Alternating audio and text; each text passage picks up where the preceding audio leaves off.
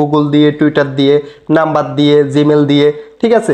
তো আপনি কোনটা দিয়ে এখান থেকে এটা সাইন আপ করতে চাইতেছেন অবশ্যই এটা সিলেক্ট করে নিতে হবে। তো আমি আজকে এটা ফেসবুক দিয়ে কানেক্ট করে আপনাদেরকে দেখিয়ে দিব কি করে ফেসবুক দিয়ে আপনি এটা কানেক্ট করবেন।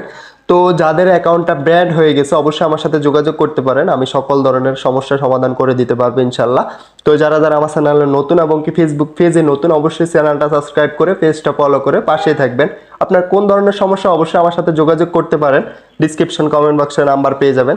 তো এখান থেকে আমি ফেসবুকটা দিয়ে সাইন আপ করে নিতে পারবো। সাইন আপটা হচ্ছে আপনি যদি টিকটকটা কোনোভাবে ডিলিট করে দেন কিংবা আনইনস্টল করে দেন তখন নতুন করে এটা যখন ক্রিয়েট করবেন তখন এখান থেকে আপনাকে এটা সাইন আপ করে নিতে হবে।